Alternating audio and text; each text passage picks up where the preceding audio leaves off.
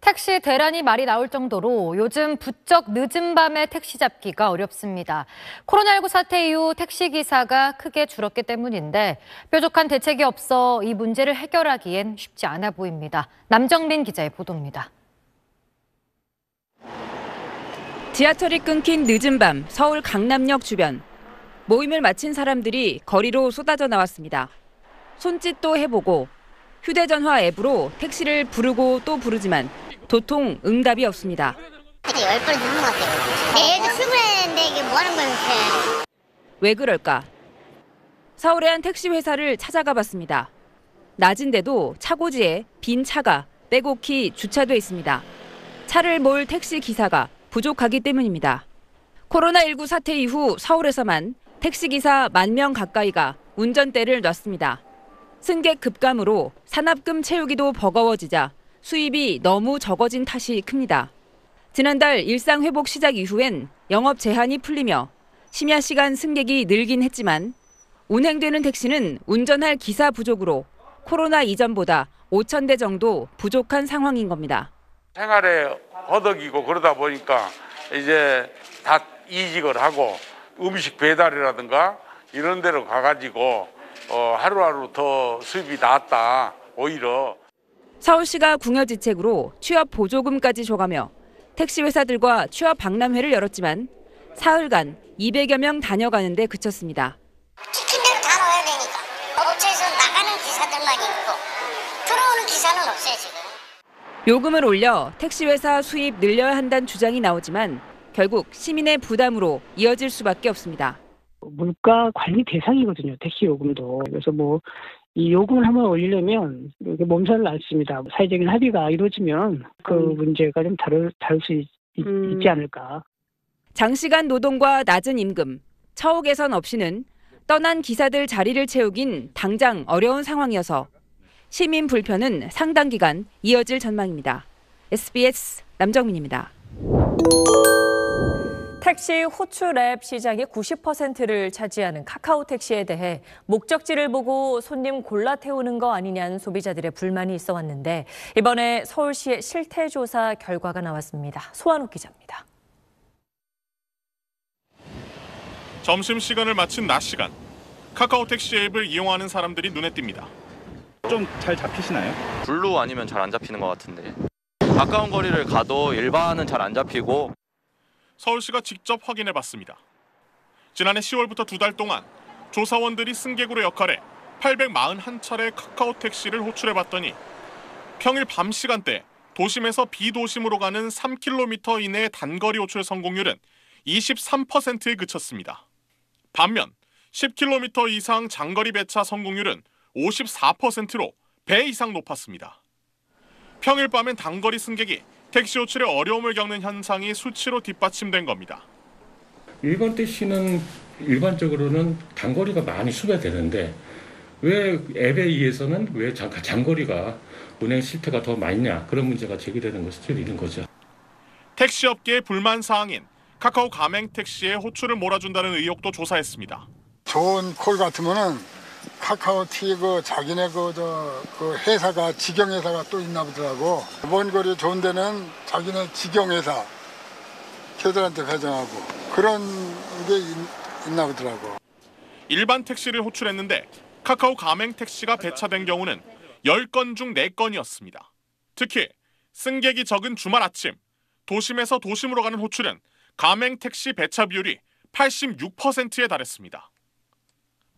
서울시는 다만 배차 알고리즘이 확인되지 않아 이른바 콜 몰아주기 의혹은 추가 조사가 필요하다는 입장입니다.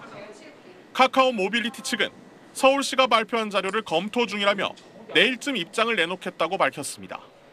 SBS 소환욱입니다.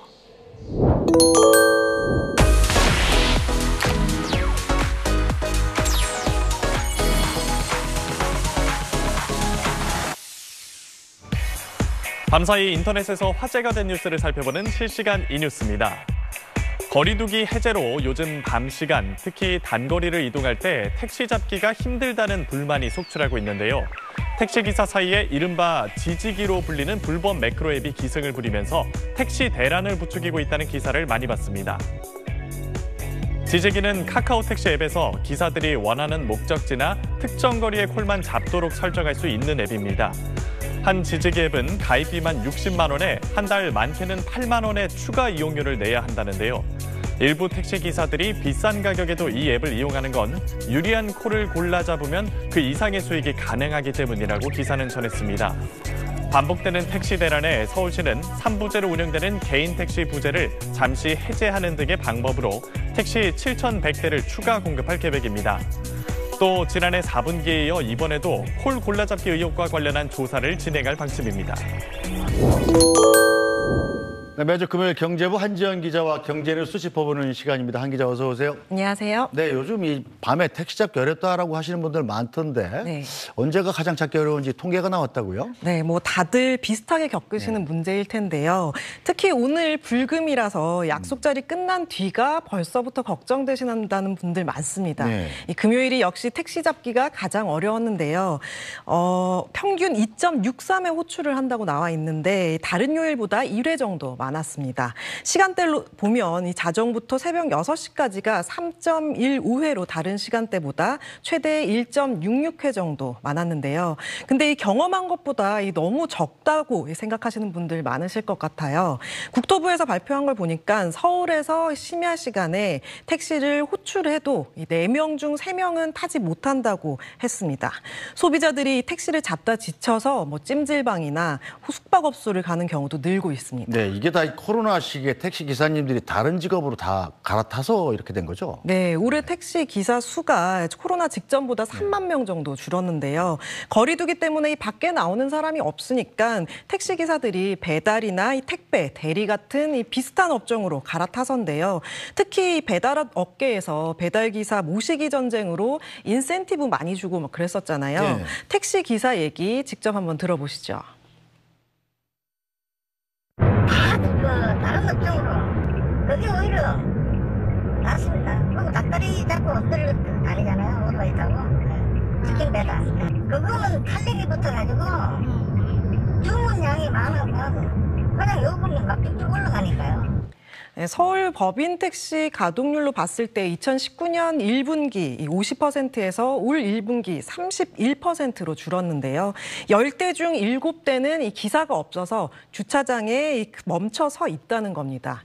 일부 택시 호출 앱에서 피크 시간대 요금을 올리거나 아니면 이 건당 수천 원의 이 인센티브를 주면서 택시기사 모시기에 나서고 있다고 합니다. 네, 그래서 나온 게 이 정부가 대책이라고 내놓은 게 지금 탄력요금제라는 건데 이건 어떤 거죠? 네, 이제 먼저 탄력요금제가 어떤 건지 좀 설명을 드리면요. 택시 수요가 몰리는 이 피크 시간대, 그러니까 심야 시간대에 요금을 올리는 건데 기사 수익이 이렇게 해서 늘어나면 코로나 때 떠난 택시 기사들이 돌아올 수 있다고 본 겁니다.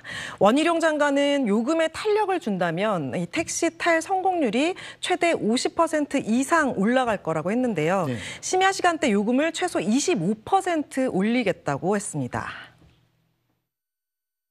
25%로는 현재 이중 가격을 형성하기에는 좀 요인이 낮다고 보고 있어요. 그렇게 그 심야 시간대에 나와서 뛰어봐야 월급 300만 원 가져가기가 힘들거든요. 그러니까 그분들의 입장도 저희는 고려를 해야 된다고 보는데 하지만 업계는 시큰둥한 반응인데요. 지금 택시기사의 55%가 70대거든요.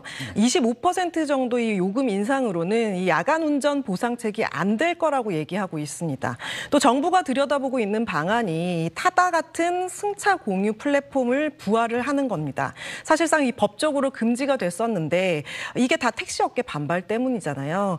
앞으로 어떤 속도로 얼마만큼 진전될 수 있을지 지켜봐야겠습니다. 네, 요즘 택시 탈 때 뭐 길거리에서 잡는 것보다는 사실 저도 이른바 호출 앱을 사용을 하는데 네. 요금 관련 불만들도 꽤 있다고요? 네, 이 한국소비자원에 접수된 절반 이상이 요금 문제 때문인데요. 그중 취소 수수료 부분을 좀 살펴보도록 하겠습니다.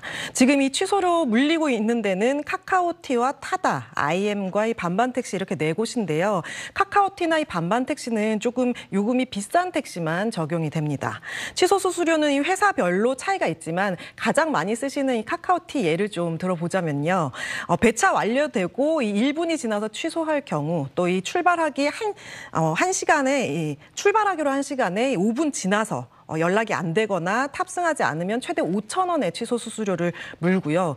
예약 호출은 좀 더 비싸서 6월까지 최대 5만 원이었던 게 지금 조금 내려서 3만 원, 최대 3만 원까지 내야 합니다. 네, 뭐 저는 약속을 잘 지켜서 그런가요? 저희 호출 앱 자주 이용하는데 이 취소 수수료 자체가 있다는 사실을 몰랐습니다. 네, 아마 일반 택시 이용해서 그러실 텐데요. 뭐 다 그 모르는 데는 또 다 이유가 있습니다. 취소 수수료 물리는 이 4개 앱을 살펴보니까 취소 수수료에 호출할 때 취소 수수료 있다 이렇게 화면에 바로 표시되는 경우가 이 반반 택시 한 곳밖에 없었습니다. 나머지는 뭐 물음표나 느낌표 같은 이 특정 기호를 클릭해야 확인할 수 있었는데요.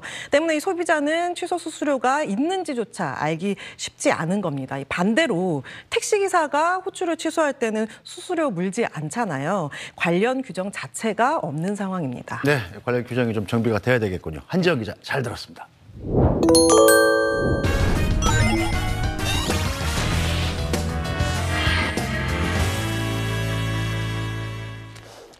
네, 친절한 경제 시간입니다. 오늘도 한지연 기자 나와 있습니다. 안녕하세요. 안녕하세요. 네, 요즘 이렇게 택시 부를 때 이제 대부분 다 앱을 이용해서 이제 택시를 아마 부르고 타고 그럴 것 같아요. 근데 소비자들 불만이 계속 이어지는 것 같은데 특히 요금에 대한 불만이 최근에 많다면서요? 네, 이 소비자원에 접수된 절반 이상이 요금 문제인데요. 그중 취소 수수료 부분을 좀 살펴볼까 합니다. 택시 호출 앱 잘 이용하고들 있지만 이 부분을 몰랐던 분들 많았는데요. 다 이유가 있었습니다. 지금 취소 수수료 물리는 데는 카카오티와 이 타다, IM과 반반택시 이렇게 4곳인데요. 카카오티와 이 반반택시는 요금이 좀 비싼 택시에만 적용됩니다. 취소 수수료는 회사별로 차이가 있지만 많이 사용하는 이 카카오티 예를 좀 들어보면요. 배차가 완료되고 1분이 지나서 취소할 경우 또 이 출발하기로 한 시간에서 5분이 지날 때까지 연락이 안 되거나 탑승하지 않으면 최대 5,000원의 수수료가 발생했습니다. 예약 호출은 수수료가 더 비싸서요. 6월 기준으로 최대 5만 원, 현재는 좀 내려가서 3만 원까지 내야 합니다. 그런데 이 수수료 물리는 4개 앱에서 호출할 때 이 수수료에 대한 정보를 화면에 바로 띄우는 데는 반반 택시 한 곳밖에 없었는데요. 나머지는 물음표나 느낌표 같은 특정 기호를 클릭해야 확인할 수 있게 해놨습니다. 소비자는 이 취소 수수료가 있는지조차 알기 쉽지 않은 겁니다. 그러네요. 소비자들 입장에서는 진짜 잘 모르는 분도 많았을 것 같고 잘 공지가 안 돼 있는 부분이 있는 것 같습니다.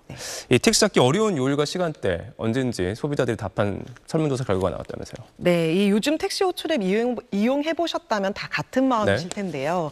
오늘은 또 이 불금이라 약속이 있으신 분들 벌써부터 걱정일 텐데요. 역시 금요일 평균 호출 시도가 2.63회로 가장 어려웠습니다. 월요일이 1.6회, 화요일부터 목요일까지가 1.74회로 금요일과는 1회 정도 차이가 납니다. 시간대별로 보면요. 이 자정부터 새벽 6시까지가 3.15회로 다른 시간대보다 최대 1.66회까지 많았는데요. 이 설문조사는 지역 구분이 없고 또 이 횟수대로 호출했다고 배차에 성공했다는 의미는 아니라서요. 이 서울에서 이 택시 잡아보신 분들은 너무 수치가 적은 거 아니냐 하실 겁니다. 국토부에 따르면 이 서울에서 심야 시간에 택시를 호출해도 4명 중 3명은 타지 못한다고 했습니다. 소비자들이 택시를 잡다 지쳐서 찜질방이나 이 숙박업소를 가는 경우도 많고요. 택시 호출 앱은 피크 시간대 요금을 올리거나 건당 수천 원의 인센티브를 주면서 택시기사 모시기에 나서고 있습니다. 네, 결국 이제 이렇게 택시가 안 잡히는 거는 특정 시간, 특정 장소에 택시를 타려는 사람들은 많은데 그만큼 택시가 없기 때문인 거잖아요. 그리고 이제 특히 이제 코로나 지나면서 이제 택시 기사님들, 특히 법인 택시 중심으로 좀 많이 줄어서 택시 공급이 또 줄어든 부분도 있을 거고요. 정부가 이렇게 좀 택시 공급이 부족한 이 상황을 좀 타개하기 위해서 방안들을 좀 내놨다면서요. 어떤 방안들입니까? 일단 이 올해 택시 기사 수는 코로나 직전보다 3만 명이 줄었는데요. 거리두기 때문에 밖에 나오는 사람이 없으니까 택시 기사들이 배달이나 대리 기사로 많이 넘어가서 그런 건데요. 한번 들어보시죠. 다른 업종으로 그게 오히려 낫습니다. 그리고 닭다리 잡고 엎드릴 다니잖아요. 오토바이 타고. 치킨 배달. 그거는 칼레기 붙어가지고 주문량이 많으면 그냥 요금이 막 쭉쭉 올라가니까요. 서울 법인 택시 가동률을 봤을 때 2019년 1분기 50%에서 올 1분기 31%로 줄었는데요. 10대 중 7대는 주차장에 멈춰서 있다는 겁니다. 이렇게 이 떠나간 택시들 기사들이 돌아오게 하려고 정부가 꺼내든 카드가 이 탄력 요금제입니다. 심야 시간대에 택시 호출앱 수요가 몰리는 만큼 요금을 올리는 건데 밤 10시부터 이 새벽 2시까지 최소 25% 오르는 선에서 정해질 걸로 전망되고 있습니다. 또 이 법적으로 사실상 금지됐던 타다 택시 같은 승차 공유 플랫폼 부활도 검토하고 있는데요. 택시 업계 반발도 만만치 않을 걸로 보입니다. 잘 들었습니다. 고맙습니다.